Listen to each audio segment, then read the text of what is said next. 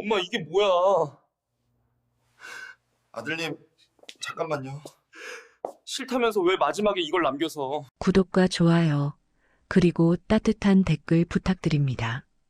여러분의 작은 관심이 더 좋은 영상을 만드는 큰 힘이 됩니다. 그는 복도 바닥에 주저앉았습니다. 회색 타일은 차가웠지요. 무릎이 닿는 순간 뼈가 시렸습니다. 손에서 미끄러진 휴대폰이 한 번 튕겼습니다.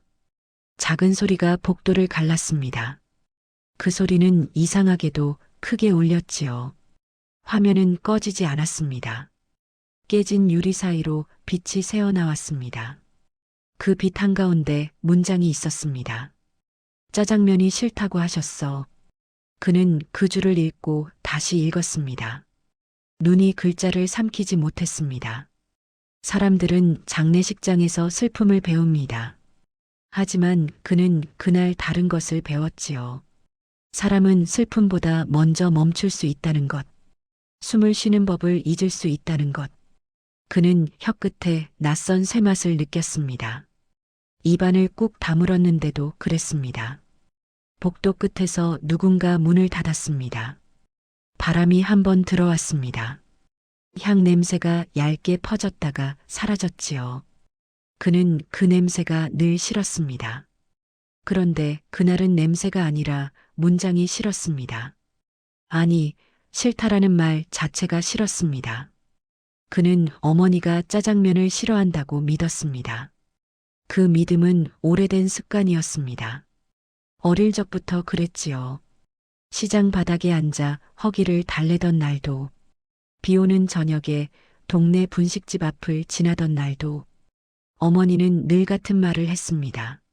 나는 그런 거 싫다. 그는 그 말을 편한 쪽으로 이해했습니다. 어머니는 담백한 음식을 좋아한다.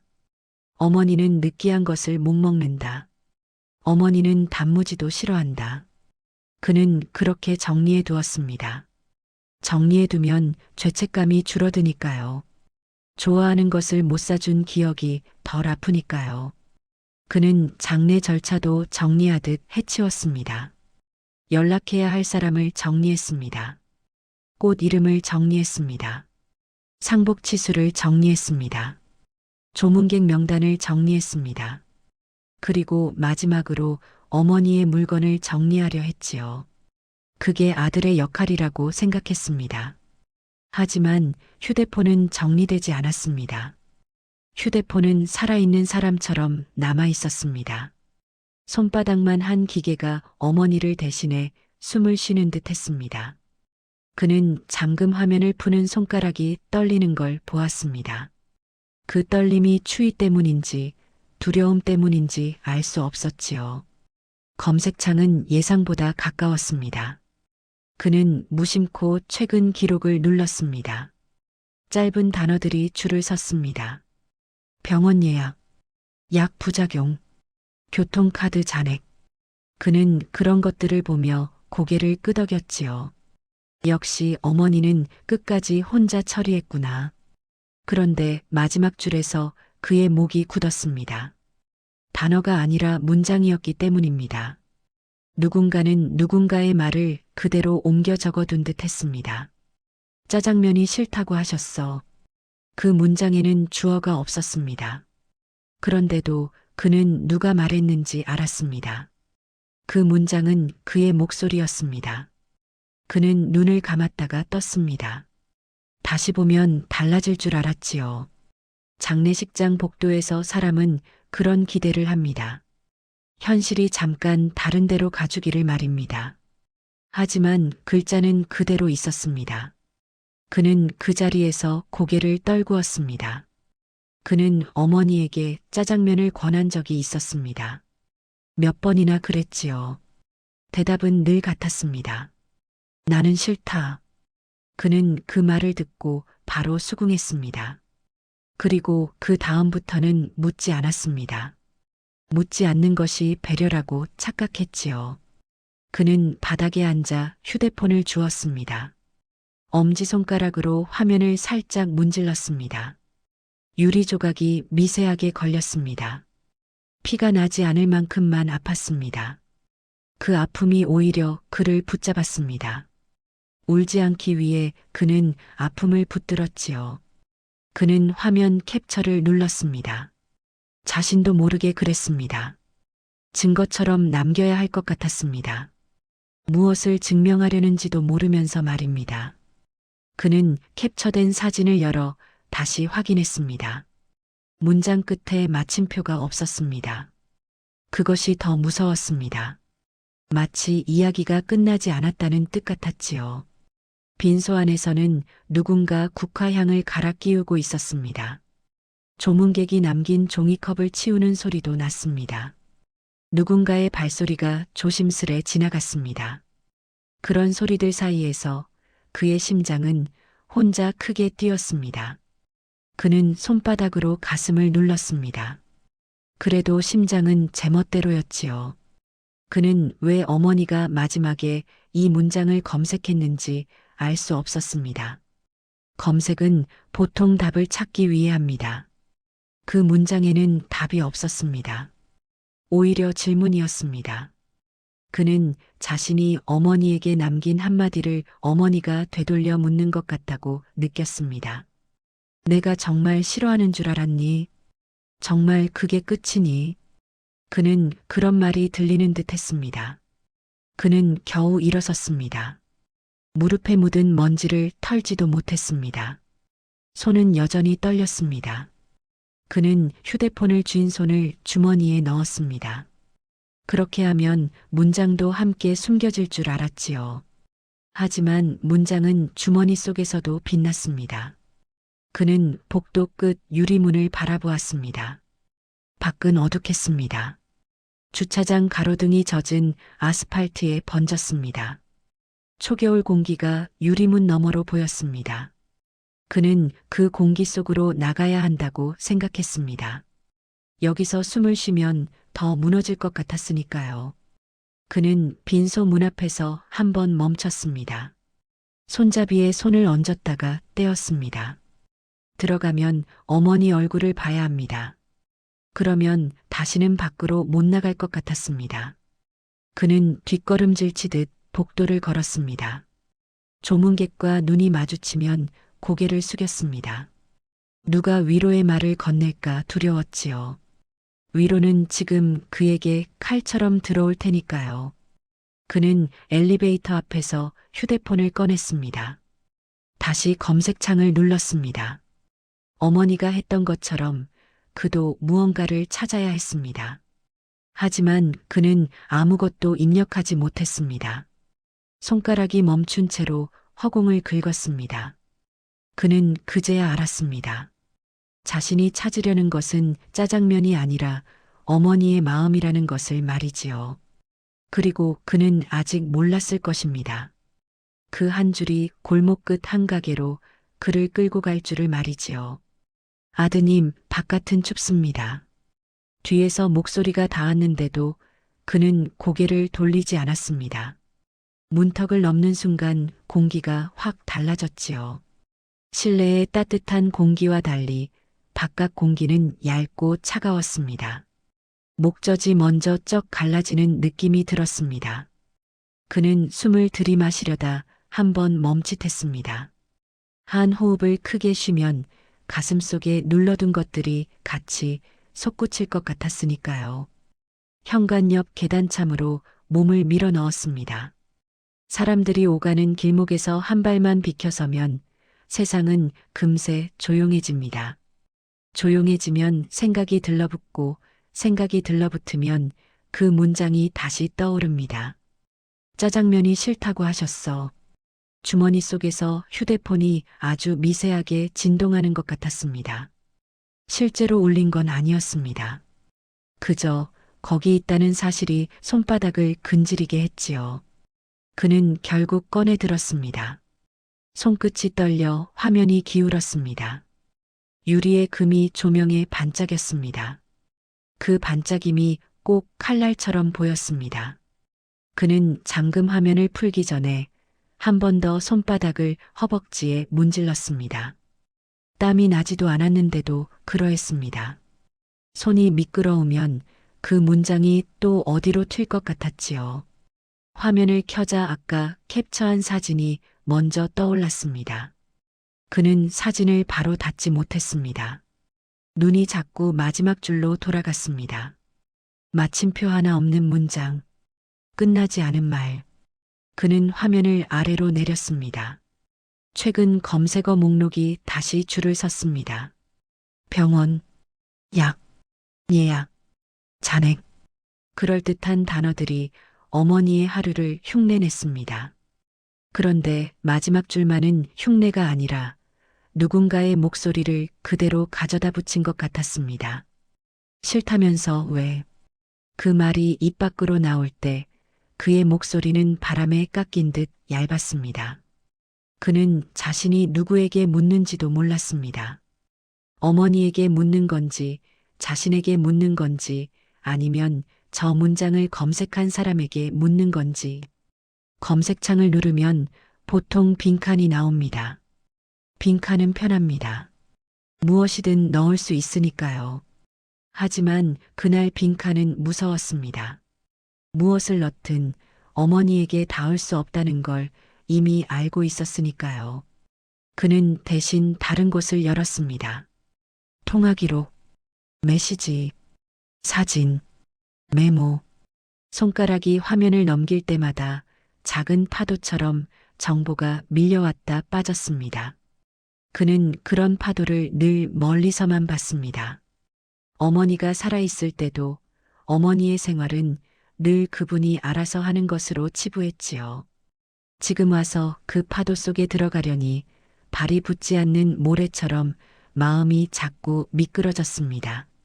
통화 기록에는 낯선 번호가 여럿 있었습니다. 뒷자리가 비슷한 번호들이 일정한 간격으로 반복되어 있기도 했습니다. 그는 번호를 눌렀다가 누를 듯 말 듯 멈췄습니다. 통화 버튼은 너무 쉬웠습니다. 쉬운 것들은 대개 돌이킬 수 없지요. 누르면 누군가가 받거나 받지 않거나 그 어느 쪽이든 어머니가 없는 사실만 더 선명해질 것 같았습니다. 그는 메모를 열었습니다. 메모에는 길게 적힌 내용이 없었습니다. 짧은 단어 몇 개, 날짜 비슷한 숫자처럼 중간이 비어 있는 글자들이 있었습니다. 어머니는 늘 그렇습니다. 말을 길게 하지 않습니다. 말이 길어지면 마음이 새어나간다는 걸 아는 사람들처럼요. 그는 메모 목록을 내리다가 손가락이 멈췄습니다. 메모 제목이 어머니답지 않게 가게였습니다. 그는 그 메모를 열었다 닫았다 2번 반복했습니다. 내용은 더 짧았습니다. 상호가 한 줄, 그리고 그 아래에 단무지라는 단어가 있었습니다. 끝입니다. 그는 그 2글자를 보는 순간 혀끝에 신맛이 도는 것 같았습니다. 단무지는 짜장면 옆에 놓입니다. 누가 가르쳐 주지 않아도 몸이 아는 조합이지요. 그는 상호를 읽었습니다. 한 번 읽고 다시 읽었습니다. 글자는 분명한데 의미가 바로 닿지 않았습니다. 그가 아는 동네가 아닌 것 같기도 했고 어머니가 갈 것 같지 않은 곳 같기도 했습니다. 그런데 어머니의 메모에 적혀 있다는 사실이 그 모든 같지 않음을 무너뜨렸습니다. 손가락이 저절로 캡처를 눌렀습니다. 2번째 캡처였습니다. 그가 왜 자꾸 남기는지 그는 설명할 수 없었습니다. 다만 마음 한쪽에서 이런 소리가 났지요. 놓치면 끝난다. 지금 놓치면 다시는 못 찾는다. 어머니는 이미 놓쳤는데 흔적만이라도 붙들어야 한다. 그는 사진첩으로 넘어갔습니다. 사진첩에는 장례식장 오기 전까지의 평범한 사진들이 섞여 있었습니다. 달력, 약봉지, 누군가의 뒷모습, 시장 바닥. 그중 어떤 사진은 흔들려 있고 어떤 사진은 초점이 엇나가 있었습니다. 어머니가 사진을 잘 찍을 리 없지요. 그런데도 찍었습니다. 무엇인가를 기록해 두려는 사람처럼요. 한 장의 사진에서 그는 익숙한 모양을 봤습니다. 비닐봉지, 그리고 그 안에 담긴 둥근 용기. 뚜껑이 반쯤 열려 있었고 그 안에서 노란색이 보였습니다. 단무지였습니다. 사진의 구석에는 영수증 같은 종이가 삐죽 나와 있었습니다. 글씨는 작아 읽히지 않았지만 줄의 배열이 가게 영수증처럼 보였습니다. 그는 사진을 확대했습니다. 손끝이 떨려 화면이 자꾸 돌아갔습니다. 그는 숨을 한 번 내쉬고 손목을 계단 난간에 대어 고정했습니다. 그제야 글자가 조금씩 들어오기 시작했습니다. 상호, 그리고 주소의 일부, 전화번호의 일부. 그는 그 자리에서 한참을 움직이지 못했습니다.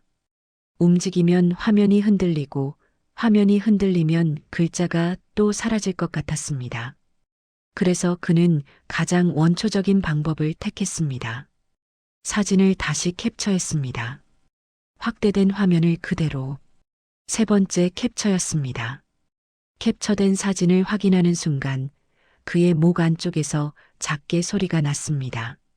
누군가의 울음이 아니라 뭔가가 풀리는 소리 같았습니다. 풀린다고 해서 편해지는 건 아니지요. 매듭이 풀리면 그 안에 감춰둔 것이 밖으로 나오니까요. 그는 계단참에 서서 화면 속 글자들을 천천히 읽었습니다. 상호는 분명했습니다. 전화번호도 분명했습니다. 어머니가 남긴 흔적은 생각보다 또렷했습니다. 그런데 또렷해서 더 무서웠습니다. 어머니가 정말로 그곳을 드나들었을지도 모른다는 뜻이니까요. 싫다던 음식을 싫다던 사람처럼 말하면서도 그는 휴대폰을 주머니에 넣었다가 다시 꺼냈습니다. 또 넣었다가 또 꺼냈습니다. 주머니는 숨길 수 있는 곳이지만 찾을 수 있는 곳이 아닙니다. 그는 찾으러 나가야 했습니다. 어머니가 왜 마지막에 그 문장을 검색했는지, 그가 어디서부터 틀렸는지, 그 문장이 누구의 말이었는지. 현관 밖으로 나오자 차가운 공기가 얼굴을 때렸습니다. 주차장 바닥은 젖어 있었고 가로등 불빛이 얇게 번져 있었습니다. 그는 그 번진 불빛을 밟으며 걸었습니다. 발이 질척 소리를 내지 않게 조심했습니다. 장례식장의 밤은 소리에도 예민해집니다. 소리가 나면 마음이 더 크게 들키는 것 같으니까요. 그는 길가에 멈춰서서 전화번호를 한 번 더 확인했습니다. 전화를 걸까 말까 망설였습니다. 하지만 그는 결국 전화를 걸지 않았습니다. 전화는 상대의 대답을 요구합니다. 그는 지금 대답이 아니라 흔적을 보고 싶었습니다. 어머니가 스스로 남긴 흔적을요. 대답은 흔적보다 쉽게 거짓말을 합니다. 그는 화면을 끄고 깊게 주머니 속으로 밀어 넣었습니다. 이번엔 숨기려는 게 아니라 잃지 않으려는 손길이었습니다. 그리고 발을 옮겼습니다. 어디로 가는지 그는 이미 알고 있었습니다. 상호가 손바닥 안에 있었고 그 상호가 그의 발목을 당겼습니다. 그는 아직 모릅니다. 그 가게 문턱에서 자신이 평생 믿어온 싫다라는 말이 얼마나 얇았는지, 얼마나 다정한 거짓말이었는지 말입니다. 다만 그날 밤 장례식장 밖에서 그는 처음으로 확신했습니다. 이 문장을 그냥 넘기면 어머니는 2번 떠난다는 것을. 골목은 장례식장과 다른 종류의 조용함을 갖고 있었습니다. 장례식장 조용함이 숨을 죽이는 조용함이라면 골목의 조용함은 그냥 사람들이 집으로 들어가 문을 닫아버린 조용함이지요. 가로등 불빛은 바닥에 얇게 눌어붙었고 바람은 벽과 벽 사이를 좁게 비집고 지나갔습니다. 그는 발걸음을 빠르게 했다가 어느 순간 느려졌습니다. 빨리 가면 빨리 알게 될 것 같았고 알게 되면 무너질 것 같았지요. 주머니 속 휴대폰이 무거웠습니다. 그는 손을 넣어 모서리를 한번 만졌습니다.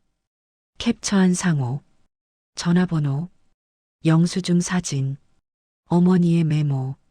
그 작은 것들이 한꺼번에 들어 있었습니다. 작은 것들이 한꺼번에 몰리면 사람은 버티기 어렵습니다. 그래서 그는 손을 빼고 대신 입술을 깨물었습니다. 차가운 바람이 스며들어 입술이 잘 갈라지는 밤이었습니다. 상호는 생각보다 가까운 곳에 있었습니다.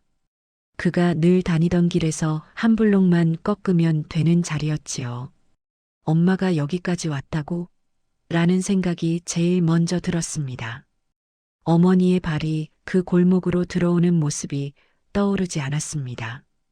어머니는 늘 바쁘다라고 말했고, 멀다라고 말했고, 그런 데는 뭐하러 가냐라고 말했습니다. 그 말들이 그를 여태 편하게 해줬지요. 어머니가 작은 반경 안에서만 사는 사람이라고 믿게 해줬으니까요.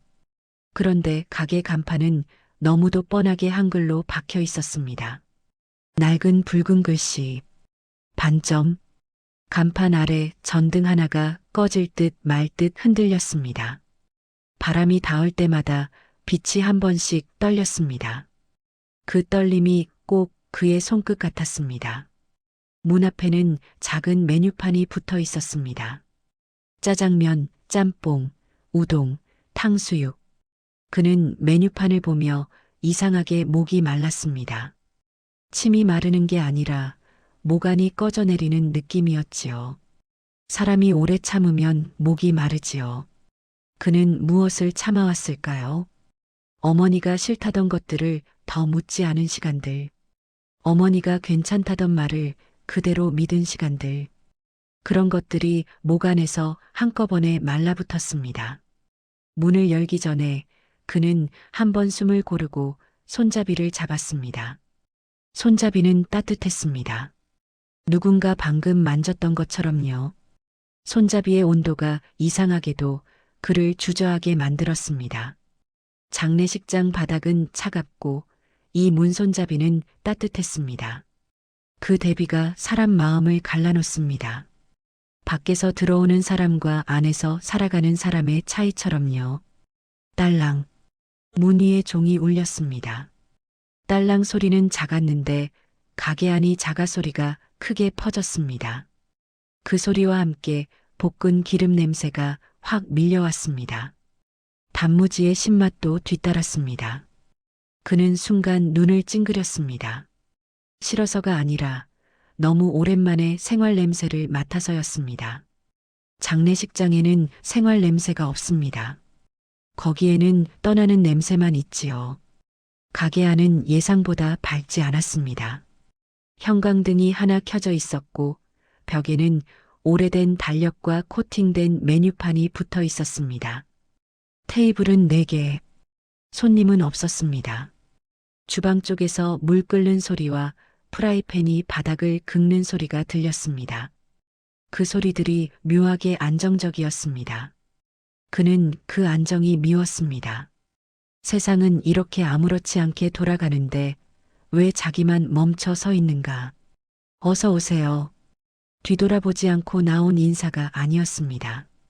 가게 안쪽에서 누군가 얼굴을 내밀며 말했습니다. 회색 앞치마, 팔꿈치까지 걷어올린 소매, 손에는 행주가 들려 있었습니다. 그가 바로 사장이었습니다. 얼굴은 피곤해 보였고 눈은 빨랐습니다. 빨랐다는 건 잘 숨긴다는 뜻일 때가 많지요. 아들은 입술을 때려다 한 번 더 다물었습니다. 무슨 말부터 해야 할지 몰랐습니다. 저 여기 같은 말은 너무 밋밋했고 우리 엄마가 같은 말은 너무 무거웠습니다. 그 사이에서 그는 괜히 테이블 끝을 손끝으로 쓸었습니다. 표면은 매끈했고 그 매끈함이 낯설었습니다. 어머니의 방은 늘 먼지가 앉아 있었을 텐데 이곳은 닦여 있었습니다. 주문하실래요? 사장은 아들에게 시선을 오래 두지 않았습니다. 질문은 했지만 눈은 피했습니다. 아들은 그걸 놓치지 않았습니다. 사람은 모르는 사람 앞에서는 대개 상대를 봅니다. 그런데 상대를 보지 않는다는 건 상대를 알고 있다는 뜻일 때가 많지요. 아들은 주머니에서 휴대폰을 꺼냈습니다. 화면이 켜지는 순간 깨진 유리가 가게 조명을 받아 반짝였습니다. 사장의 눈이 그 반짝임을 한번 훑쳤습니다. 그리고 아주 짧게 멈췄습니다. 그 멈춤이 더 말이 되었습니다. 여기 맞죠? 아들은 캡처한 화면을 보여줬습니다. 상호와 전화번호 일부가 떠 있는 사진. 그는 손을 조금 앞으로 내밀었습니다. 손이 떨려 화면이 흔들렸습니다. 그 흔들림이 질문보다 더 간절해 보였지요. 사장은 가까이 오지 않았습니다. 한 걸음 앞에 있다가 멈췄습니다. 그리고 화면을 보았습니다. 눈동자가 아주 잠깐 흔들렸습니다. 그 흔들림은 처음 보는 것의 흔들림이 아니었습니다. 그건 결국 왔구나 같은 흔들림이었습니다. 어디서 그걸? 사장의 목소리가 낮아졌습니다. 낮아졌다는 건 가게 안을 의식했다는 뜻입니다. 손님도 없는데 말이지요. 그는 누군가를 의식하고 있었습니다. 어머니일 수도 있고 약속일 수도 있고 혹은 자신이 지켜야 할 성 같은 것일 수도 있었습니다. 아들은 그 낮아진 목소리에서 확신을 얻었습니다. 이 가게는 단순한 추측이 아니었습니다. 어머니의 흔적이 있는 곳이었습니다. 그의 모간이 다시 말라붙었습니다. 저 우리 엄마요. 그 말이 나오는 순간 사장의 손에 들린 행주가 멈췄습니다. 행주는 공중에서 멈춰 있었고 물기 한 방울이 떨어져 테이블 모서리를 타고 흘렀습니다. 그 한 방울이 바닥에 닿는 데에 몇 초가 걸렸는데 그 몇 초가 길게 느껴졌습니다. 그분, 사장은 말을 끝내지 못했습니다. 끝내지 못한 말이 가게 안에 남아 기름 냄새와 섞였습니다. 아들은 더는 기다리지 못했습니다. 그는 휴대폰을 조금 더 내밀며 문장을 꺼냈습니다. 지금까지 머릿속에서만 맴돌던 그 한 줄을요. 짜장면이 싫다고 하셨어. 이게 마지막이에요. 사장의 눈이 그제야 아들을 정면으로 봤습니다. 정면으로 봤다는 건 도망칠 수 없다는 뜻입니다. 사장은 입술을 한번 꾹 눌렀습니다. 그리고 아주 짧게 고개를 끄덕였습니다. 마치 알고 있다고 말하는 사람처럼요. 돌아가셨습니까? 그 말은 질문이 아니라 확인이었습니다. 확인이란 건 이미 알고 있었다는 뜻이지요. 아들의 가슴이 꺼졌습니다. 어머니는 이 가게 사람에게는 자신의 소식을 남겼는데 아들에게는 남기지 않았습니다. 그 생각이 그를 찔렀습니다. 하지만 동시에 어머니답기도 했습니다. 어머니는 늘 아들을 덜 아프게 만들려고 했으니까요. 다만 그 방식이 늘 엇갈렸을 뿐입니다. 아들은 턱끝이 떨렸습니다. 눈물은 아직 나오지 않았습니다. 대신 말이 뭉텅 끊어졌습니다. 왜 우리한테는? 사장은 대답하지 않았습니다. 대답 대신 뒤쪽 주방을 한번 돌아봤습니다. 주방에는 아무도 없었습니다. 그런데도 그는 돌아봤습니다. 누군가가 듣고 있을까봐. 아니, 누군가의 부탁이 그 자리에 앉아 있을까봐. 그는 다시 아들을 바라보며 낮게 말했습니다. 아드님 여기서 그 얘긴. 그 말 끝에 사장의 입술이 더는 움직이지 않았습니다. 침묵이 테이블 사이로 내려앉았습니다. 볶는 기름 냄새가 더 진해졌습니다. 아들은 그 냄새가 싫었습니다. 하지만 그 싫음은 짜장면이 아니라 자신이 몰랐던 시간들 때문이었습니다. 그는 이제 알았습니다. 이 문장은 혼자 만들어진 문장이 아니었습니다. 누군가가 말했고, 누군가가 받아 적었고, 누군가가 끝내 검색창에 남겼습니다. 그리고 그 누군가가 어머니였습니다. 아들은 휴대폰을 꼭 쥐었습니다. 깨진 유리가 손바닥을 살짝 찔렀습니다. 피가 나지 않을 만큼의 아픔. 그 아픔이 지금은 필요했습니다. 아픔이 없으면 그는 이 문턱을 넘어설 수 없을 테니까요. 사장은 눈을 피한 채 말했다가 말았습니다. 그분이 부탁. 그 단어 하나가 바닥에 떨어진 것처럼 크게 울렸습니다. 아들은 그 단어를 주었습니다.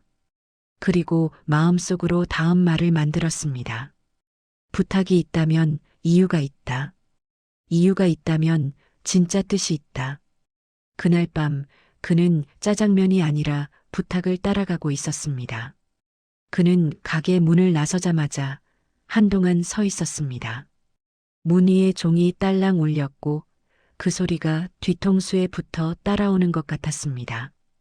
볶은 기름 냄새가 코끝에 남았고 그 냄새 위로 사장이 뱉다 만 단어 하나가 더 진하게 덧칠됐습니다. 부탁.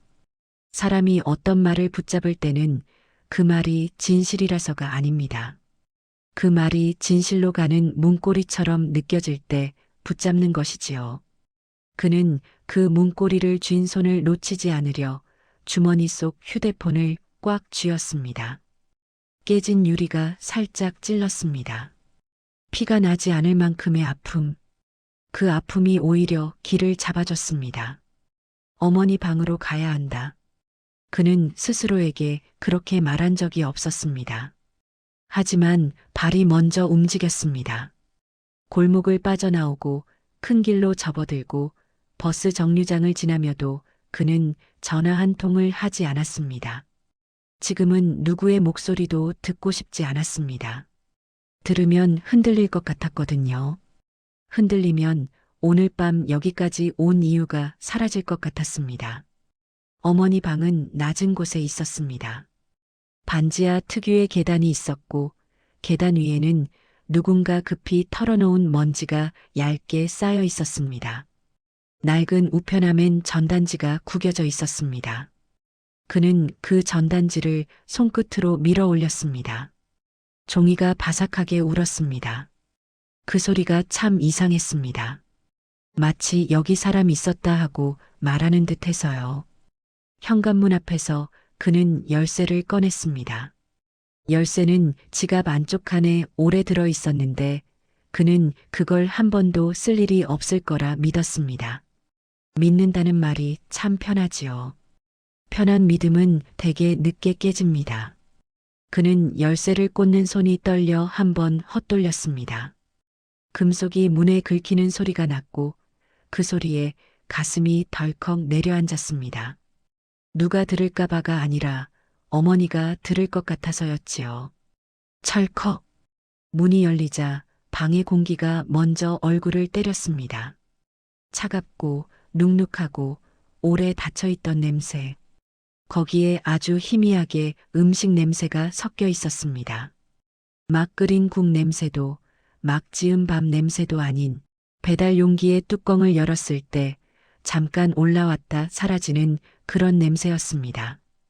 그는 문턱에서 한 발을 떼지 못했습니다. 낯선 냄새가 아니라 너무 익숙한 냄새였거든요. 어머니가 살아있을 때 그의 옷깃에서 가끔 나던 냄새. 방은 작았습니다. 작아서 모든 것이 잘 보였습니다. 그래서 더 잔인했습니다. 사람의 생활은 넓은 곳에서는 숨을 수 있지만 작은 곳에서는 숨지 못합니다. 싱크대 위에 마른 컵 하나, 수건 한 장, 접혀 있는 앞치마, 벽에 걸린 달력. 달력 날짜는 몇 장 넘겨지지 않은 채 멈춰 있었습니다. 멈춘 날짜를 보는 순간 그의 시선도 멈췄습니다. 그는 신발을 벗고 들어갔습니다. 바닥이 차가웠습니다. 장례식장 타일과 다른 종류의 차가움이었습니다. 이 차가움은 살던 자리의 차가움이었지요. 그는 양말 위로 스며드는 냉기를 느끼며 천천히 걸었습니다. 발끝으로 부딪히지 않게 조심했습니다. 어머니 물건을 넘어뜨리면 어머니가 그걸 주워 올릴 것 같았거든요. 그런 착각이 사람을 더 조심스럽게 만듭니다. 서랍을 열기 전에 그는 먼저 옷장 문을 열었습니다. 옷장 안에는 같은 색의 옷이 비슷한 간격으로 걸려 있었습니다. 옷은 많지 않았지만 정도는 단정했습니다. 그 단정함이 그를 한 번 더 찔렀습니다. 어머니는 자신의 생활을 이렇게 단정히 묶어두면서도 아들의 생활은 늘 풀어주려고 했던 사람이었으니까요. 그는 옷장 아래 상자를 꺼냈습니다. 상자는 가벼웠는데 들어올리는 순간 안에서 종이들이 서로 스치는 소리가 났습니다. 종이는 늘 그렇습니다.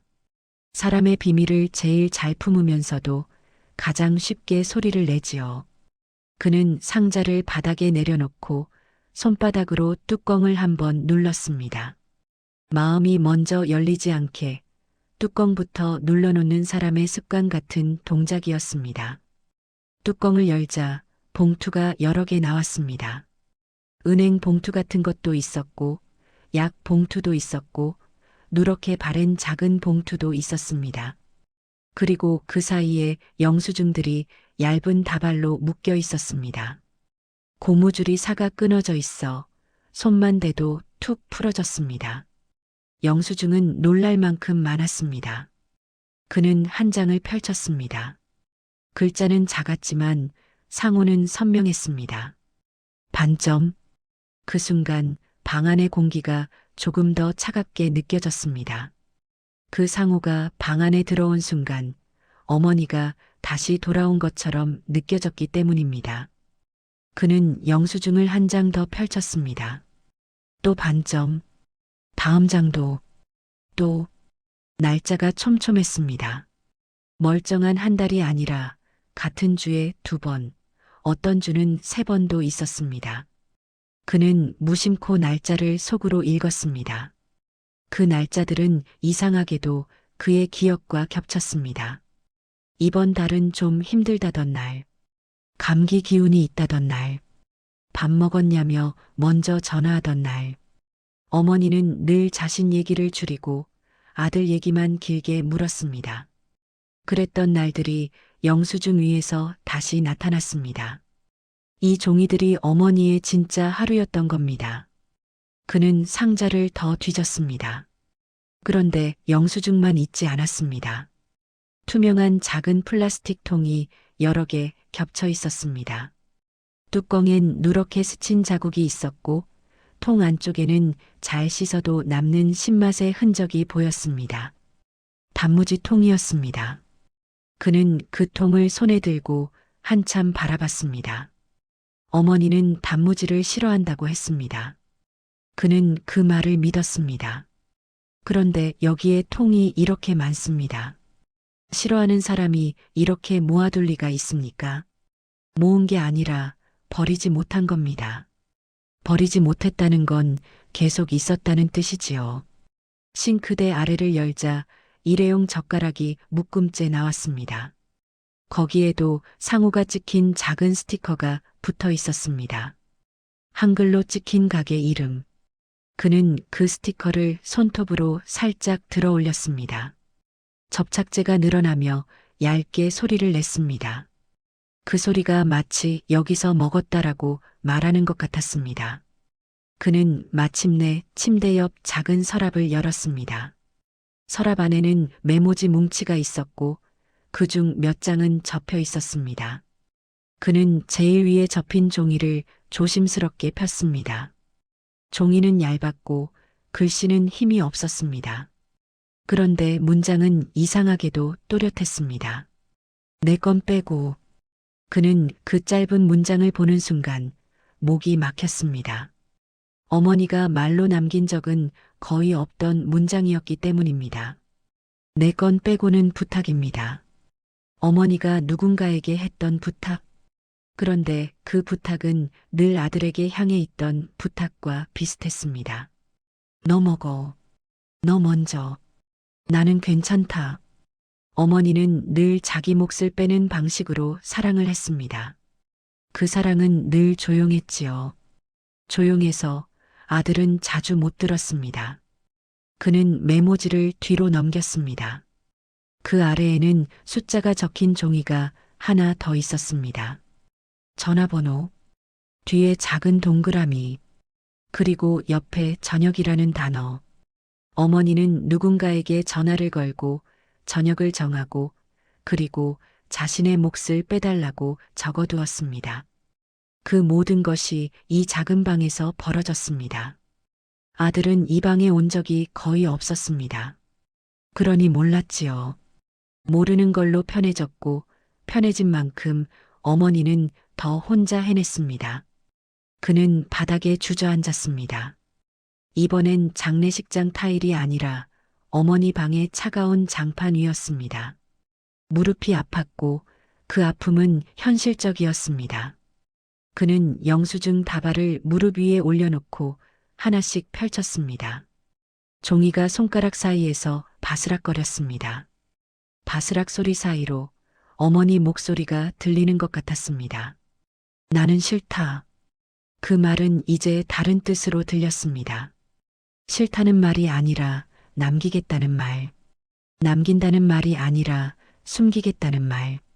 숨긴다는 말이 아니라 아들에게는 끝까지 부담 주기 싫다는 말. 그는 그 뜻들을 한꺼번에 떠올리다가 갑자기 화가 났습니다. 왜 숨겼냐고 묻고 싶었습니다. 왜 나한테는 싫다만 남겼냐고요. 하지만 그 화는 금세 꺼졌습니다. 화를 내도 어머니는 대답하지 않습니다. 남는 건 더 큰 후회뿐입니다. 그는 휴대폰을 꺼내 영수증을 사진으로 찍기 시작했습니다. 한 장, 두 장, 날짜가 보이게, 상호가 보이게. 그는 스스로가 무슨 수사관이라도 된 듯 움직였습니다. 그게 웃기기도 했고 슬프기도 했습니다. 아들은 이제 와서야 증거를 모읍니다. 어머니가 살아있을 때는 밥 먹었어? 한마디에도 응으로 끝냈던 사람이 말이지요. 사진을 찍던 손이 멈춘 건 영수증 한 장 때문이었습니다. 그 영수증에는 메뉴가 적혀 있었습니다. 짜장 1, 곱빼기 1. 그는 그 줄에서 눈을 떼지 못했습니다. 곱빼기는 누구 몫입니까? 어머니가 곱빼기를 먹을 리 없습니다. 어머니는 늘 나는 조금만이라고 했습니다. 곱빼기는 아들 몫입니다. 그런데 아들은 그날 어머니와 함께 있지 않았습니다. 그렇다면 어머니는 곱빼기를 시키고 곱빼기를 남겼거나 혹은 누군가에게 줬거나 어느 쪽이든 어머니는 아들 몫을 먼저 만들어 놓는 습관을 끝까지 버리지 못했습니다. 그는 천천히 일어섰습니다. 다리마디가 뻣뻣했습니다. 하지만 마음은 오히려 하나로 모였습니다. 방 안에서 수십 장의 종이가 말해준 건 하나였습니다. 중국집 사장이 알고 있는 이야기는 그 가게 이야기가 아니라 어머니 이야기라는 것. 그리고 어머니는 그 이야기를 사장에게 맡기며 아들에겐 말하지 말라라고 부탁했을 가능성이 크다는 것. 그는 상자에서 영수증 몇 장과 메모지 한 장을 골라 지갑에 넣었습니다. 내 건 빼고. 그 종이는 얇았지만 지금의 그에게는 돌덩이처럼 무거웠습니다. 그는 문을 나서기 전에 방을 한 번 더 둘러봤습니다.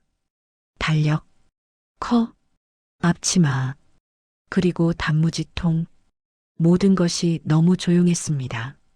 조용해서 더 또렷했습니다. 문을 잠그며 그는 아주 작게 숨을 들이마셨습니다. 그리고 속으로 말했습니다. 이번엔 도망치지 않을게. 그는 다시 골목으로 나섰습니다. 이번에 향하는 곳은 아까 돌아섰던 그 가게였습니다. 이제는 빈손이 아니었습니다. 종이 몇 장이 그의 손에 있었습니다. 종이 몇 장이면 충분합니다.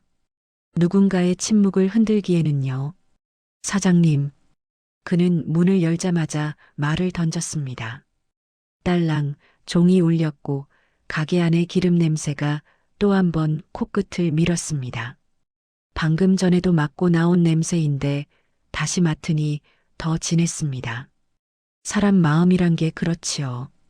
같은 냄새도 돌아오는 길에는 더 무겁게 눌러앉습니다. 사장은 홀 쪽에서 고개를 들었습니다.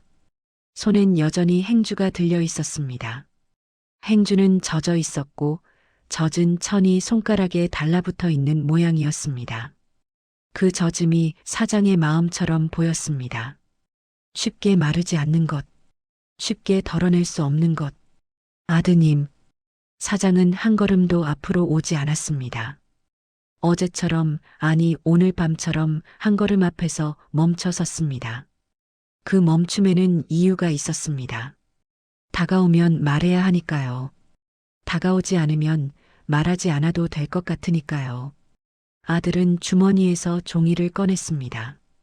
지갑에서 뺀 영수증 몇 장과 접힌 메모지 한 장. 종이는 차가운 공기를 먹고 눅눅해져 있었습니다.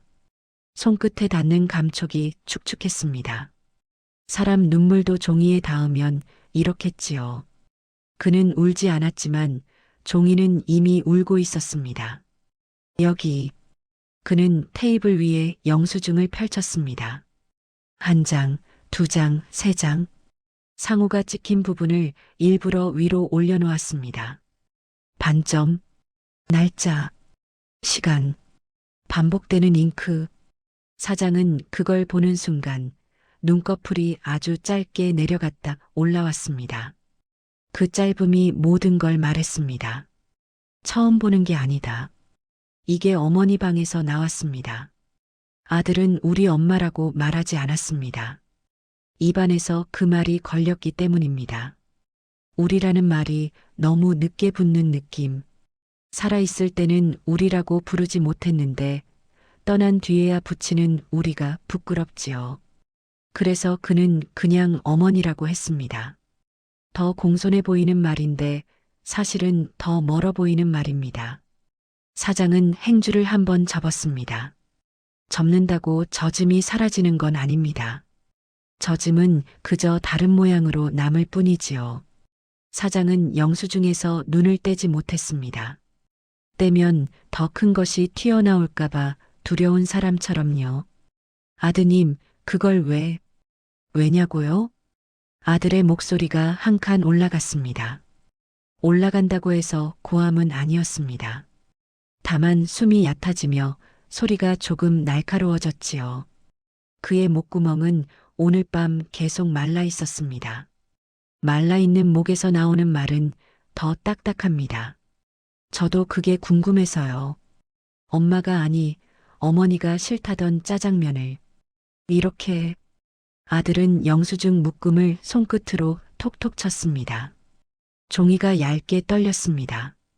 떨리는 건 종이뿐이 아니었습니다. 그의 손도, 사장의 눈도, 가게의 형광등도 아주 미세하게 떨리는 것 같았습니다. 떨림은 전염됩니다. 특히 숨겨온 일 앞에서는 더 그렇습니다. 이렇게 자주 드셨는데 왜 저는 몰랐을까요? 그는 끝에 요를 붙였지만 공손하지 않았습니다. 공손해 보이려고 붙인 말이 아니라 무너지지 않기 위해 붙인 말이었습니다. 끝을 세게 맺으면 울음이 터질 것 같아서 그는 말끝을 흐리게 만들었습니다. 사장은 한참을 말하지 않았습니다. 가게 안에는 손님이 없었습니다. 손님이 없다는 게 이렇게 무섭게 느껴질 수 있습니까? 손님이 없으면 침묵을 가릴 소리도 없으니까요. 주방에서 물이 끓는 소리만 났고 그 소리는 묘하게 일정했습니다. 일정한 소리 앞에서 사람 마음은 더 들키지요. 자기만 불규칙하다는 걸 알게 되니까요. 아들은 테이블 아래에서 메모지를 꺼냈습니다. 접힌 종이를 펼치자 얇은 선이 한번 꺾였다 펴졌습니다. 그 종이에 꺾인 자국이 어머니의 말버릇 같았습니다. 짧게 꺾어 말하고 더는 펴지지 않게 접어두는 습관. 이것도요. 그는 메모지를 테이블 위에 올렸습니다. 내 건 빼고. 사장의 눈이 그 문장을 한번 훑는 순간 얼굴 근육이 아주 조금 움찔했습니다. 그는 그 움찔을 놓치지 않았습니다. 사장이 아는 말입니다. 사장이 들어본 말입니다. 어머니가 가게에서 혹은 전화로 혹은 배달받을 때 했던 말일지도 모릅니다. 이 말 사장님이 들어보셨죠? 사장은 천천히 숨을 내쉬었습니다. 숨을 내쉴 때 어깨가 아주 조금 내려앉았습니다. 내려앉는 어깨는 대답보다 먼저 인정합니다. 사장은 고개를 숙인 채로 행주를 손바닥에서 굴렸습니다. 물기가 손가락 사이로 번졌습니다. 아드님, 저는요. 아들은 그 말을 끊었습니다. 끊는 게 예의가 아니라는 걸 알면서도 그는 끊었습니다. 오늘 밤 그에게 예의는 나중 문제였습니다. 어머니가 남긴 말의 뜻을 찾는 게 먼저였습니다. 저는 그 문장 때문입니다. 마지막 검색어. 그는 휴대폰을 꺼내 화면을 켰습니다. 깨진 유리가 형광등 아래에서 반짝였고 사장의 시선이 그 반짝임에 또 한 번 걸렸습니다. 아들은 캡처한 검색어 화면을 꺼냈습니다. 그 문장이 또렷하게 떠 있었습니다. 짜장면이 싫다고 하셨어. 아들은 그 화면을 사장 앞에 밀었습니다. 왜 이걸 검색했을까요? 사장은 화면을 보자마자 시선을 피했습니다. 피하는 속도가 너무 빨랐습니다. 모르는 사람은 천천히 피합니다. 모르니까 확인하고 판단하고 피하지요. 그런데 사장은 너무 빨리 피했습니다.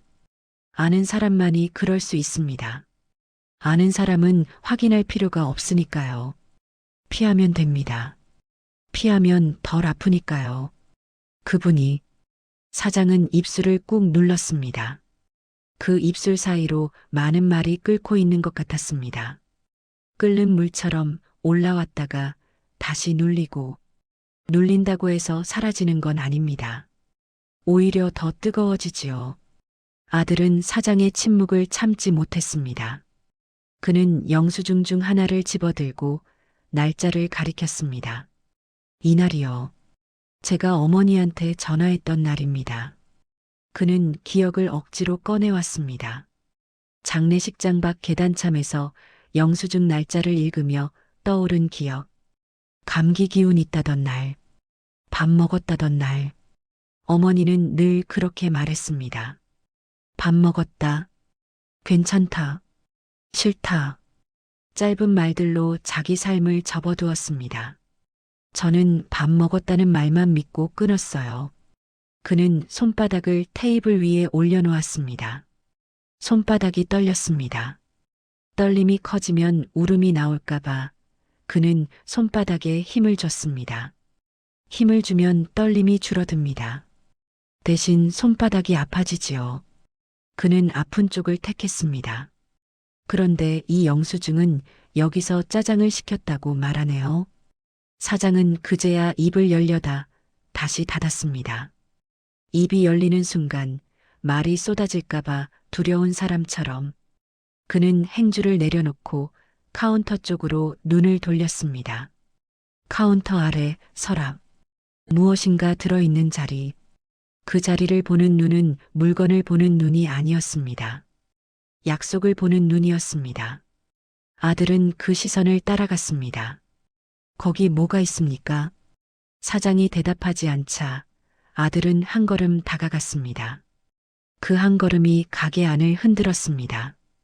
바닥이 삐걱 소리를 냈고 사장의 어깨가 다시 올라갔습니다.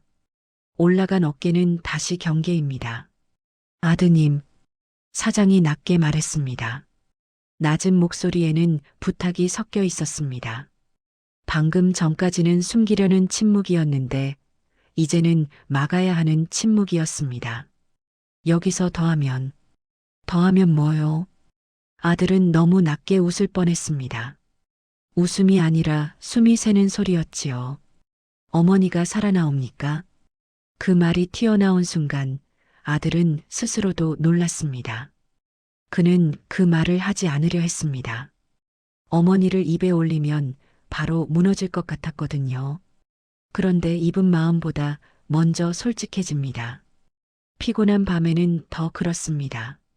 사장의 얼굴이 굳었습니다. 굳은 얼굴은 화가 아닙니다. 미안함입니다. 미안한 사람은 잘 굳습니다. 굳어야 버티니까요. 사장은 잠시 눈을 감았다 떴습니다. 그 짧은 시간에 많은 장면이 지나간 듯 보였습니다. 어머니가 가게에 왔던 날들, 어머니가 내 건 빼고라고 말하던 순간들, 어머니가 마지막에 무슨 부탁을 했던 밤, 아들은 숨을 고르고 가장 중요한 것을 꺼냈습니다. 사장님, 저 부탁 하나만요. 사장의 눈이 다시 아들을 봤습니다.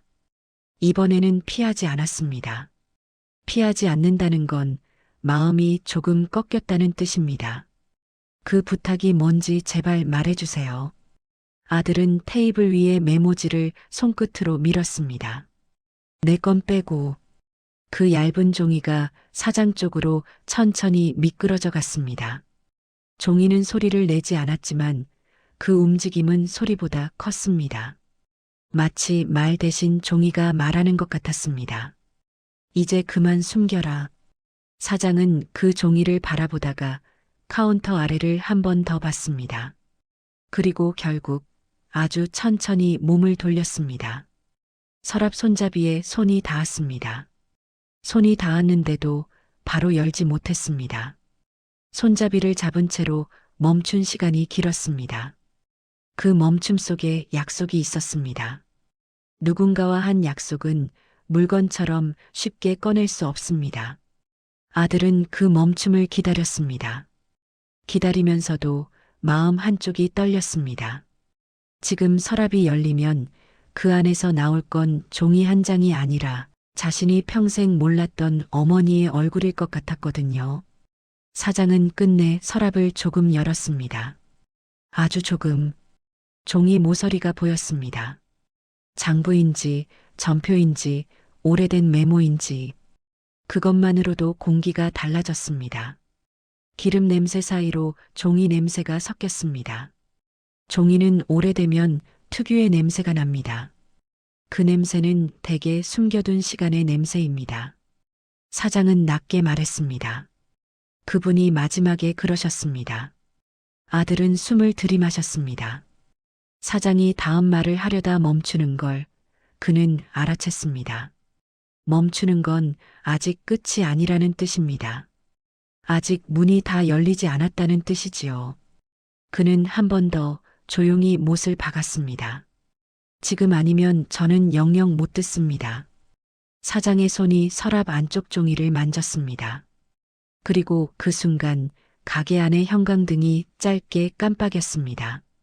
고장이 아니라 마치 누군가가 고개를 끄덕이는 것처럼 보였지요. 어머니가 그 자리 어딘가에 앉아 있는 것처럼. 서랍은 아주 조금 열린 채로 멈춰 있었습니다. 아주 조금. 사람 마음이 열릴 때도 그 정도로 열리지요. 다 열면 쏟아질까봐 다 열지 못합니다. 사장의 손은 손잡이를 붙든 채 굳어 있었고 손끝에서 물기가 빠져나간 행주처럼 힘이 빠져 보였습니다. 가게 안은 조용했습니다. 조용해서 종이의 소리까지 들릴 것 같았습니다. 카운터 아래에서 보이는 흰 종이 모서리. 그 모서리가 형광등 빛을 받아 얇게 반짝였습니다. 종이 모서리 하나가 사람을 이렇게 붙잡을 수 있다니 그는 그 사실이 놀라웠습니다. 어머니의 삶도 그랬습니다. 종이 한 장, 메모 한 줄, 영수증 몇 장. 그런 것들이 어머니를 설명해 버립니다. 아들은 테이블 옆에 선 채로 더 다가가지 않았습니다. 더 다가가면 사장을 밀어붙이는 꼴이 될 것 같았고 밀어붙이면 사장이 다시 닫아버릴 것 같았습니다. 닫아버리면 오늘 밤은 끝입니다. 어머니가 남긴 문장도 어머니가 숨긴 사랑도 다시 캄캄해질 겁니다. 사장님, 그는 목소리를 낮췄습니다. 낮춘 목소리에는 힘이 실립니다. 고함은 사람을 밀어내지만 낮은 목소리는 사람을 끌어당깁니다. 그는 이제 밀어낼 게 아니라 끌어당겨야 했습니다. 사장의 마음을, 사장의 입을, 그리고 그 입 뒤에 있는 약속을. 그분이 마지막에 뭐라고 하셨어요? 사장은 대답하지 않았습니다. 대답 대신 서랍 안쪽을 바라봤습니다. 그 시선은 물건을 찾는 시선이 아니라 그날 밤을 더듬는 시선이었습니다. 사장이 기억 속에서 뭔가를 꺼내려는 순간 현실의 서랍은 더 열리지 않았습니다. 현실이 너무 얇아서 기억이 찢어질 것 같았지요. 아들은 테이블 위 영수증을 한 장 집어들었습니다. 그 종이는 눅눅했고 모서리는 닳아 있었습니다. 누가 여러 번 만졌다는 뜻입니다.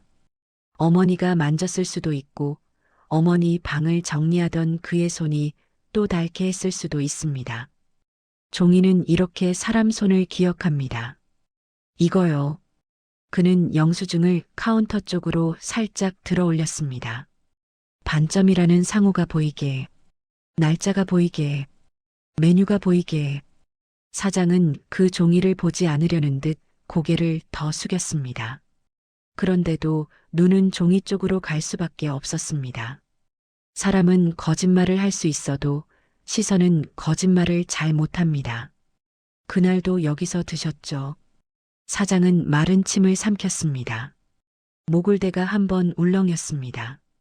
그 울렁임이 가게 안에서 유일한 살아있는 소리처럼 들렸습니다. 주방의 끓는 소리보다 형광등의 미세한 웅웅거림보다 그 삼킴이 더 크게 들렸지요. 아드님, 사장의 목소리는 어딘가 갈라져 있었습니다. 갈라진 목소리는 피곤해서가 아닙니다. 말하고 싶은 것과 말하면 안 되는 것이 부딪힐 때 그렇게 갈라집니다. 사장은 한쪽 손으로 서랍 손잡이를 쥔 채 다른 손으로 카운터 위를 더듬었습니다. 빈손을 더듬는 사람처럼요. 무슨 말을 붙잡아야 할지 몰라서. 아들은 눈을 깜빡였습니다. 눈이 따가웠습니다.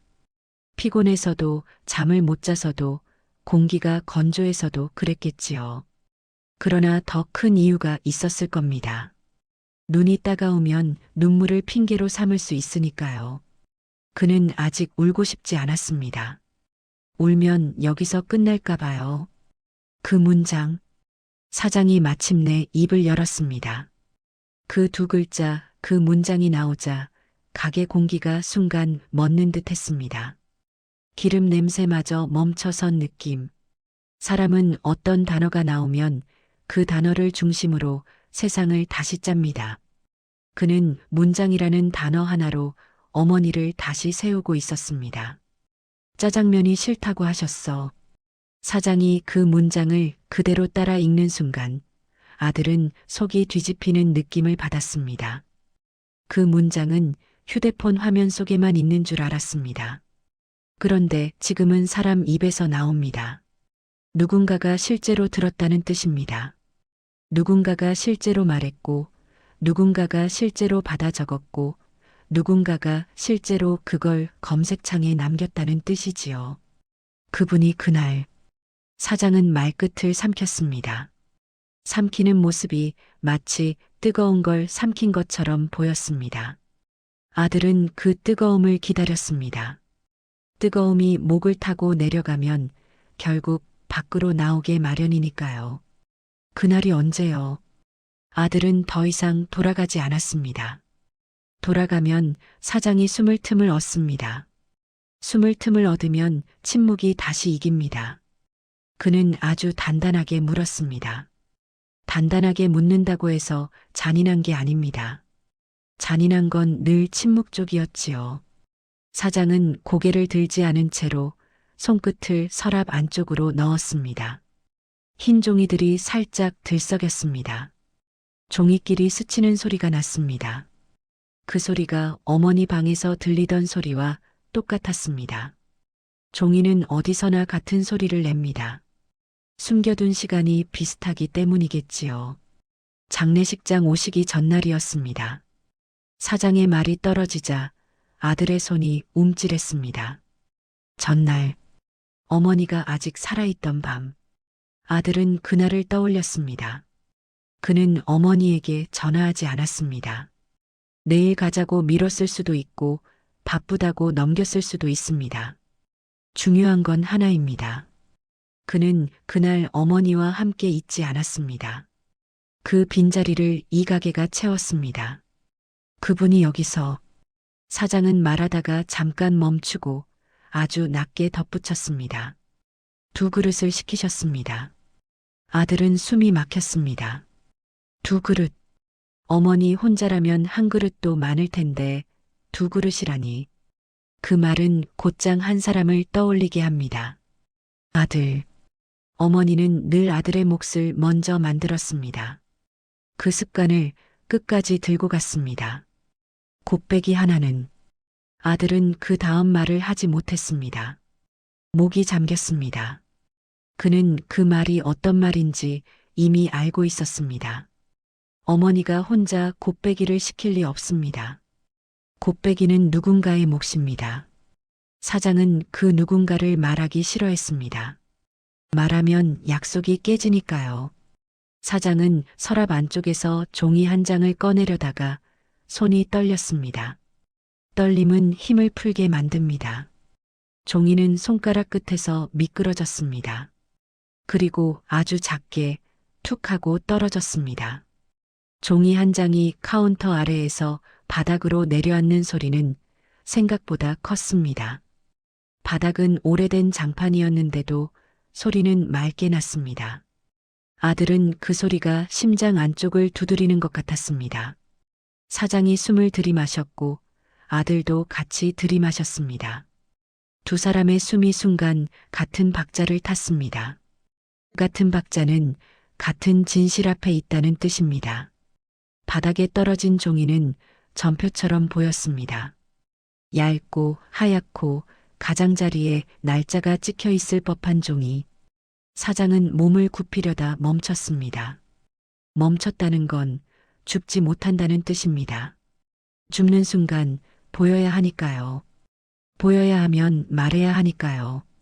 아들은 그 멈춤을 보자마자 알았습니다. 그 종이에 답이 있다는 것을. 그는 천천히 카운터 쪽으로 다가갔습니다.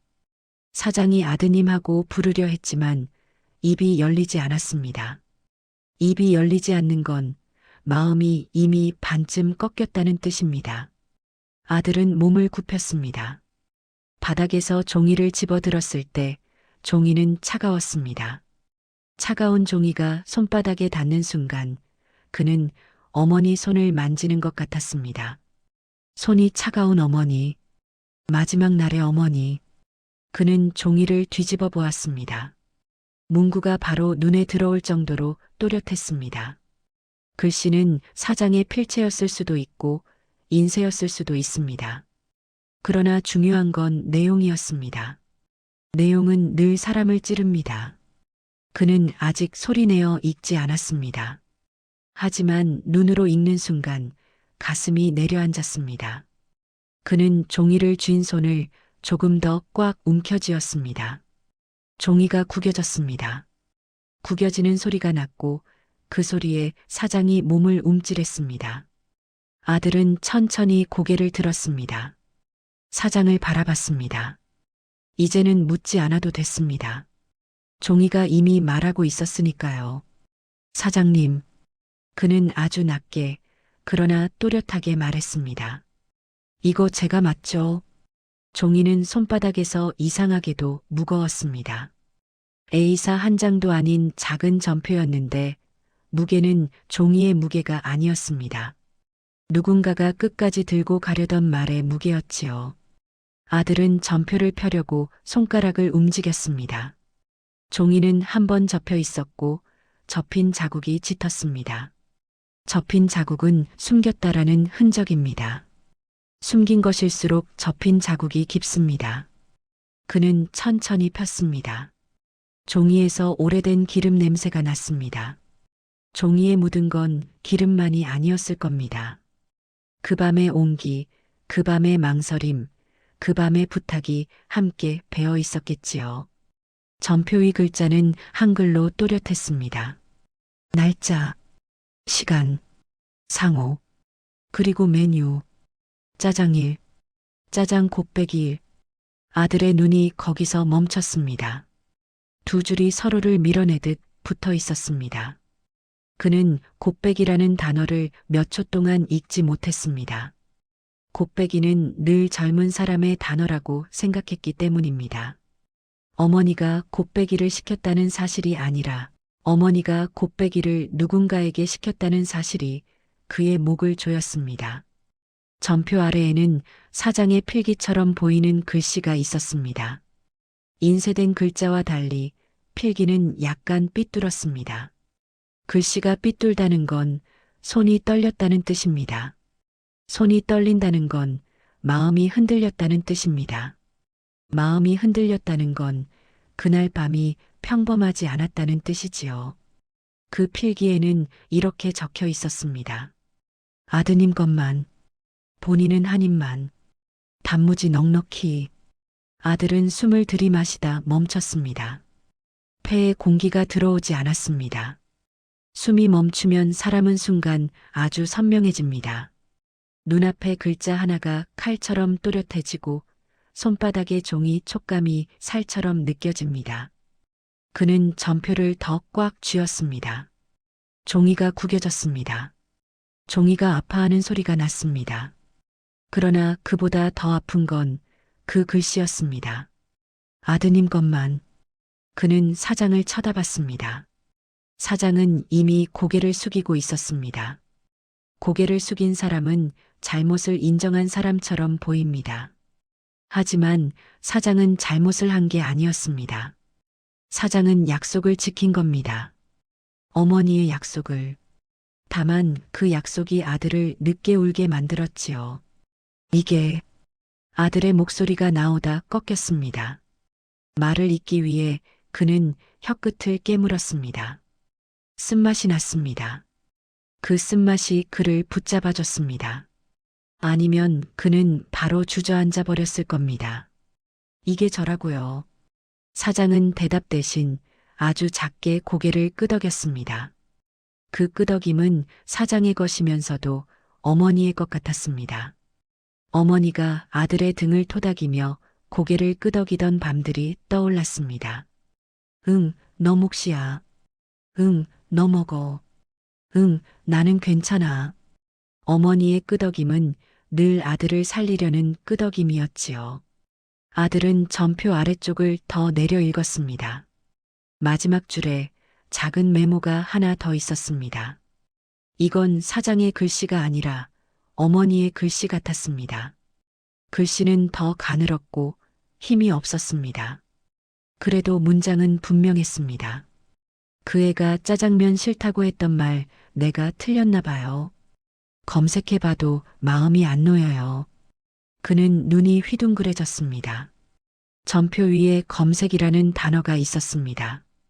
어머니는 그날 밤 정말로 그 문장을 검색하려 했습니다. 왜 굳이 검색이었을까요? 사장이 마침내 입을 열었습니다. 그 목소리는 아주 낮았고 주방에 물 끓는 소리보다 작았습니다. 그런데도 아들의 귀에는 또렷하게 들어왔습니다. 그분이 그러셨어요. 아드님이 어릴 때부터 엄마 난 짜장 싫어라고 말한 적이 있댔습니다. 아들은 그 말을 듣는 순간 머릿속 어딘가가 번쩍 열렸습니다. 어릴 적 시장 끝 손잡고 걷던 길 어머니가 먹고 갈래? 라고 물었고 그가 싫어라고 했던 장면. 그는 그때 정말 싫었을까요? 아니면 그날 배가 아팠을까요? 아니면 그냥 투정을 부렸을까요? 아이의 싫다는 말은 하루짜리인데 어머니는 그 싫음을 평생짜리로 품어버렸습니다. 사장은 이어 말했습니다. 그 뒤로는 그분이 짜장 얘길 꺼내면 아드님이 싫어할까봐 늘 난 싫다고 하셨대요. 아들은 전표에 적힌 문구를 다시 봤습니다. 본인은 한 입만, 단무지 넉넉히, 아드님 것만. 그 문구들은 짜장면 이야기가 아니었습니다. 그건 엄마가 어떻게 사랑했는가의 기록이었습니다. 어머니는 아들이 싫어할까봐 먼저 싫다를 말했습니다. 싫다는 말을 먼저 말하면 아들은 더 묻지 않으니까요. 더 묻지 않으면 아들은 부담을 느끼지 않으니까요. 부담을 느끼지 않으면 아들은 편히 먹으니까요.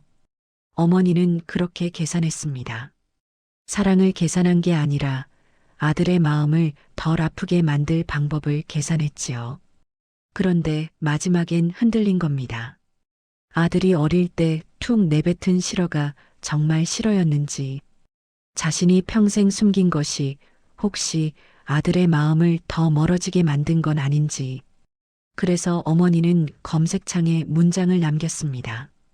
인터넷이 답을 주길 바랐던 게 아니라 자신의 마음이 틀리지 않았다는 걸 확인받고 싶었던 겁니다. 아들은 천천히 전표를 테이블 위에 내려놓았습니다. 손바닥에 남은 종이의 차가움이 사라지지 않았습니다. 그는 그 차가움이 어머니 손 같다고 생각했습니다. 어머니는 끝까지 자기 몫을 차갑게 두었습니다. 그리고 아들 목만 따뜻하게 남겼습니다.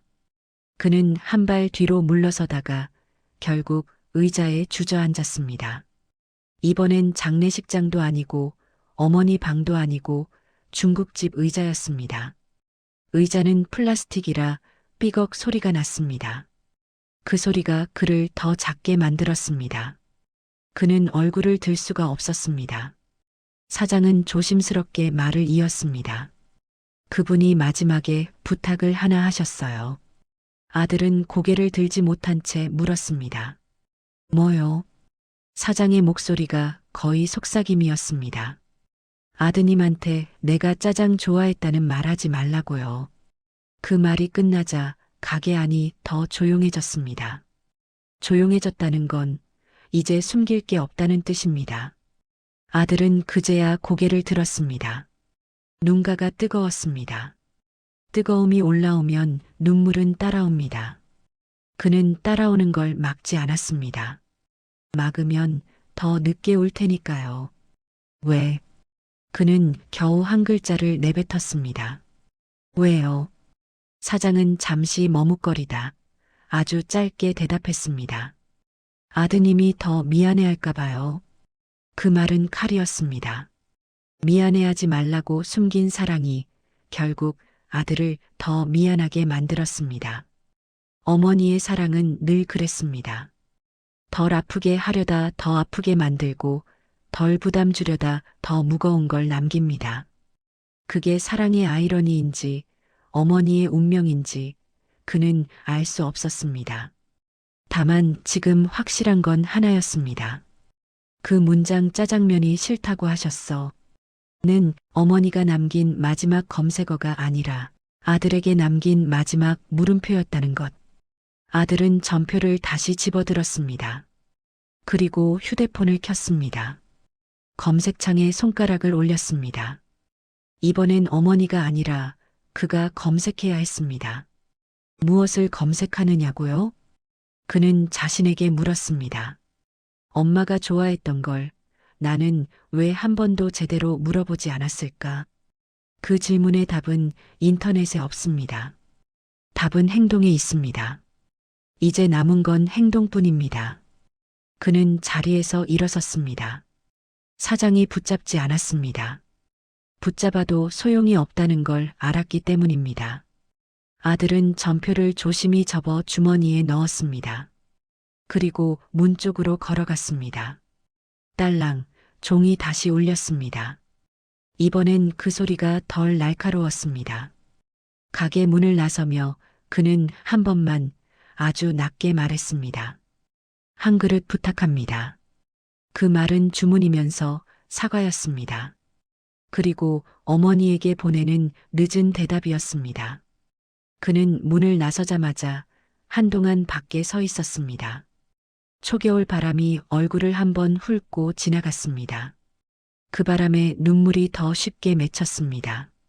그는 손등으로 눈가를 닦지 않았습니다. 닦으면 다시 버티는 사람이 될 것 같았습니다. 오늘은 버티지 않아도 되는 밤이었지요. 주머니 속 전표가 손바닥에 닿았습니다. 접힌 종이의 모서리가 피부를 눌렀습니다. 아프진 않았습니다. 다만 여기 있다라고 말하는 듯 했습니다. 아드님 것만, 본인은 한 입만. 그 두 줄이 종이 속에서 계속 숨을 쉬었습니다. 그는 주머니 속에서 종이를 더 깊이 밀어 넣었습니다. 숨기려는 게 아니라 잃지 않으려는 손길이었습니다. 가게 안에서 다시 딸랑 소리가 났습니다. 사장이 주방 쪽으로 들어가며 문을 살짝 건드렸을 겁니다. 그 소리는 방금 전보다 덜 날카로웠습니다. 사람 마음이 달라지면 같은 소리도 달라집니다. 그는 다시 문을 열고 들어갔습니다. 이번에는 캐묻기가 아니라 받아들이기 위해서였습니다. 여기서 드실래요? 사장이 물었습니다. 그 물음은 장사꾼의 물음이면서 어머니를 대신한 물음 같기도 했습니다. 먹고 갈래? 라는 말. 어머니가 늘 했던 말. 그리고 늘 괜찮다로 끝났던 말. 그는 고개를 한번 끄덕였습니다. 네. 여기서요. 대답이 나오는 순간 목이 잠겼습니다. 그는 말끝을 더 붙이지 않았습니다. 더 붙이면 울음이 같이 나올 것 같았습니다. 사장은 아무 말도 하지 않았습니다. 대신 조용히 주방으로 들어갔습니다. 프라이팬을 올리는 소리, 기름을 두르는 소리, 불이 켜지는 소리가 났습니다. 그 소리들은 이상하게도 따뜻했습니다. 장례식장에서 들리던 소리와 달랐습니다. 장례식장 소리는 정리의 소리였고 여기 소리는 지금의 소리였습니다. 아들은 테이블 한쪽에 앉았습니다. 창가 자리는 아니었습니다. 창가에 앉으면 밖을 보게 되고 밖을 보면 도망가고 싶어질 것 같았거든요. 그는 벽 쪽 자리를 골랐습니다. 벽은 사람을 붙잡습니다. 붙잡혀 있어야 끝까지 먹을 수 있습니다. 테이블은 깨끗했습니다. 사장은 행주로 한 번 더 닦은 듯 했습니다. 물기가 얇게 남아 있었고 그 물기 위로 형광등이 반사됐습니다. 반사된 빛이 흔들렸습니다. 마치 물 위의 달빛처럼. 그는 그 흔들림을 한참 바라봤습니다. 어머니의 마음도 이런 흔들림이었을까요? 확신하면서도 마지막엔 흔들려버린 마음. 그래서 검색해버린 마음. 곧 그릇이 나왔습니다. 짜장면. 검은 소스가 면 위에 얹혀 있었습니다. 김이 아주 얇게 올라왔습니다. 뜨거운 김이 아니라 막 볶은 소스의 온기가 올라오는 정도. 그 옆에는 단무지가 놓였습니다. 사장은 단무지를 넉넉히 담았습니다. 넉넉히 담는 손길이 전표의 문구와 같았습니다. 단무지 넉넉히. 그는 젓가락을 들었다가 내려놓았습니다. 손이 떨렸습니다. 떨림은 여전히 남아 있었습니다. 하지만 이제 그 떨림은 두려움이 아니라 늦게 도착한 마음의 떨림이었습니다. 그는 젓가락을 다시 들고 면을 조심스럽게 들어 올렸습니다. 면 사이로 검은 소스가 뚝뚝 떨어졌습니다. 그 떨어짐이 꼭 시간이 떨어지는 것 같았습니다. 아들이 어머니에게서 떨어뜨린 시간들, 어머니가 아들에게서 떼어내지 못한 시간들. 첫 입을 넣는 순간 그는 맛을 평가하지 못했습니다. 짠지 달큰한지 그런 건 중요하지 않았습니다. 입안에는 그저 어머니가 먹었을 맛이 들어왔습니다. 본인은 한 입만이라는 문구가 혀끝에서 씹혔습니다. 그는 천천히 씹었습니다. 씹을수록 더 씁쓸했습니다. 그 씁쓸함은 짜장의 맛이 아니라 깨닫는 맛이었습니다. 그는 두 번째 젓가락질을 했습니다. 그리고 세 번째. 입안이 뜨거워졌습니다. 눈가도 뜨거워졌습니다. 그는 고개를 숙이고 계속 먹었습니다. 누가 보든 말든 그는 멈추지 않으려 했습니다. 멈추면 그동안의 괜찮다가 다시 시작될 것 같았으니까요. 어머니처럼 괜찮다로 끝내면 어머니가 남긴 질문은 영원히 남습니다. 그릇의 바닥이 조금씩 보였습니다. 검은 소스가 얇게 남고 면이 줄었습니다. 그 줄어듦이 무섭기도 했습니다. 그릇이 비워지면 끝이 나니까요. 하지만 끝을 내야 합니다. 끝을 내야 이해가 됩니다. 어머니는 끝내 한 그릇을 다 먹지 못했습니다. 아니, 먹지 않았습니다. 아드님 것만 남기느라. 그는 오늘 그 남은 몫을 끝까지 채우려고 했습니다. 젓가락이 그릇 바닥을 긁는 소리가 났습니다. 그 소리가 유난히 크게 들렸습니다. 장례식장 복도에서 휴대폰이 떨어지던 소리만큼이나. 인생은 어떤 소리로 구멍이 나고 어떤 소리로 메워집니다. 그날의 구멍은 딸깍이었고 오늘의 매움은 사각이었습니다. 그는 그릇을 끝까지 비웠습니다. 마지막 한 가닥 면이 입안으로 들어오고 젓가락이 멈췄습니다. 순간 아무 소리도 들리지 않는 것 같았습니다. 주방의 불소리도 형광등의 웅웅거림도 바깥의 바람도 전부 멀어졌습니다. 대신 그의 안에서 무언가가 무너졌습니다. 무너지는 소리는 나지 않았습니다. 무너짐은 대개 소리 없이 옵니다. 소리 없이 와서 사람을 조용히 울게 만듭니다. 그는 손등으로 눈을 닦았습니다. 이번에는 닦았습니다. 이제는 닦아도 괜찮았습니다. 버티려고 닦는 게 아니라 숨 쉬려고 닦는 것이니까요. 눈물을 닦아도 미안함은 사라지지 않았습니다. 하지만 미안함이 벌이 아니라 이해로 바뀌었습니다. 이해는 사람을 아프게 하지만 동시에 살립니다. 사장이 멀찍이 서 있었습니다. 다 말해버린 사람의 표정은 늘 비슷합니다. 피곤하고 허탈하고 조금은 편해 보이는 얼굴. 사장은 아무 말도 하지 않았습니다. 아들도 아무 말도 하지 않았습니다. 말은 이미 종이에 있었고 검색창에 있었고 전표에 있었고 지금 빈 그릇에 있었습니다. 빈 그릇은 말이 없는데도 많은 걸 말합니다. 여기까지 먹었다. 여기까지 왔다. 아들은 주머니에서 휴대폰을 꺼냈습니다. 검색창을 열었습니다. 어머니가 남긴 그 문장을 한 번 더 봤습니다. 짜장면이 싫다고 하셨어. 그는 손가락을 올렸다가 천천히 문장을 지웠습니다. 지운다고 해서 어머니가 지워지는 건 아닙니다. 다만 오해가 조금 거치는 겁니다. 오해가 거치면 남는 건 한 가지입니다. 사랑은 늘 뒤늦게 알아보는 것이라는 사실. 그는 새로 한 줄을 적었습니다. 검색이 아니라 메모에 적었습니다. 어머니가 남긴 습관을 따라 짧게. 길게 쓰면 마음이 새어나갈 것 같아서 그는 짧게 적었습니다. 엄마, 나 이제 알아. 그는 저장을 눌렀습니다. 그리고 휴대폰을 다시 주머니에 넣었습니다. 이번엔 문장을 숨기려는 게 아니라 문장을 품으려는 손길이었습니다. 밖으로 나서자 바람이 다시 불었습니다. 그 바람은 여전히 차가웠지만 아까보다 덜 매서웠습니다. 차가움은 그대로인데 사람이 달라지면 체감이 달라집니다. 그는 장례식장 쪽으로 걸음을 옮겼습니다.